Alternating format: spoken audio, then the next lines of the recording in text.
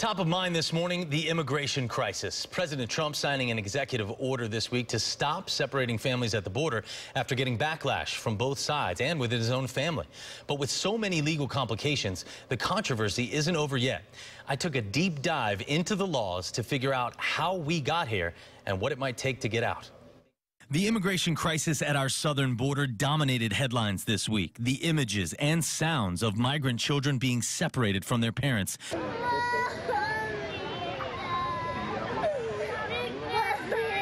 Tugging at our heartstrings and testing our collective patience.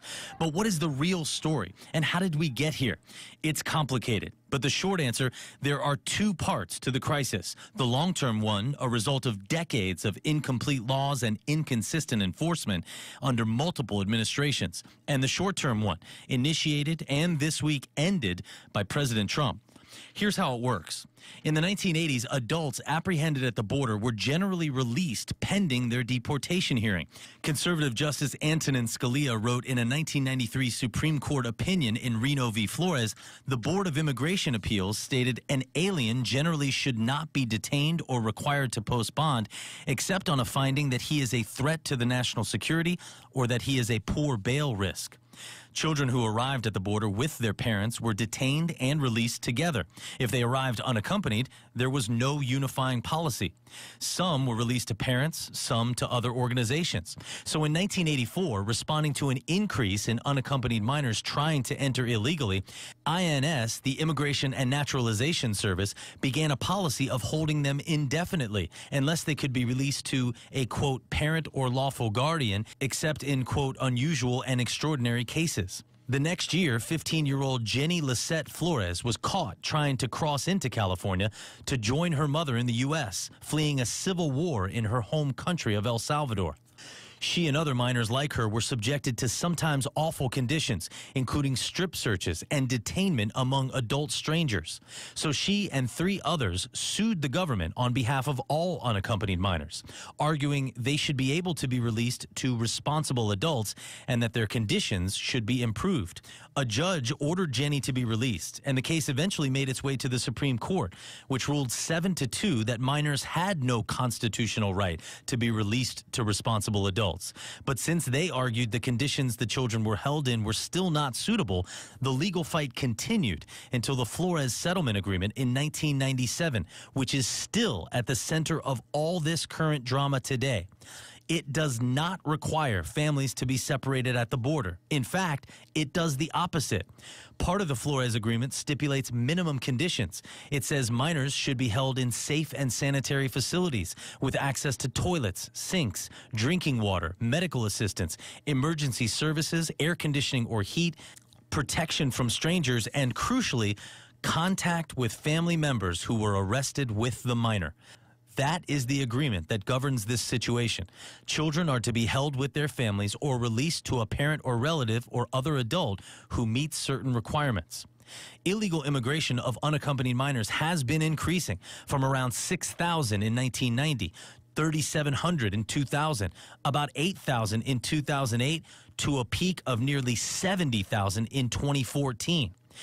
In 2015, the Obama administration tried to respond to that increase, holding families together indefinitely for as long as it takes to process their immigration cases and deport them. It's the same thing President Trump wants to do with this past week's executive order. The Ninth Circuit Court of Appeals, the most liberal in the country, blocked the family detention policy, saying the Obama administration couldn't use it as a deterrent, which is why many experts think Trump's executive order won't withstand legal scrutiny. The Ninth Circuit also ruled that kids, with or without parents, couldn't be held for more than 20 days.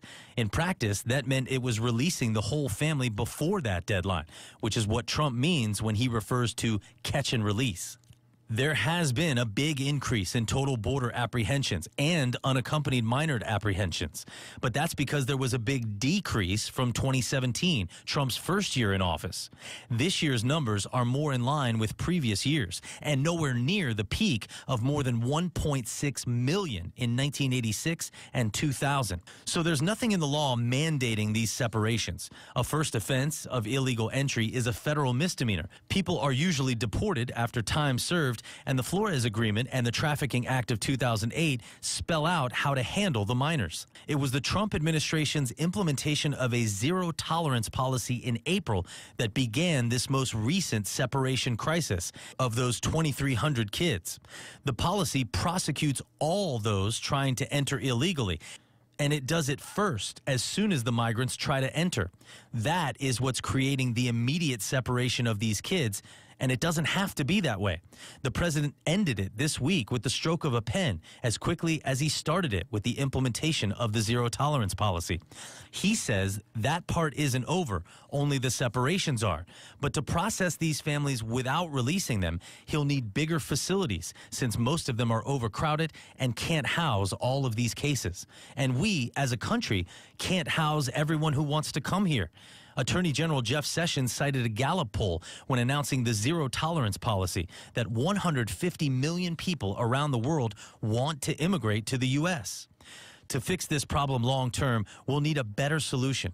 Congress could end the Flores Agreement with legislation, for example, and we'll need a way to ensure that we're not encouraging people to come here, but we're treating them humanely and not creating a humanitarian crisis either. Many of these people are fleeing violence and corruption in Central America. Until we can help stabilize that region and fix the need to come here, these problems will continue.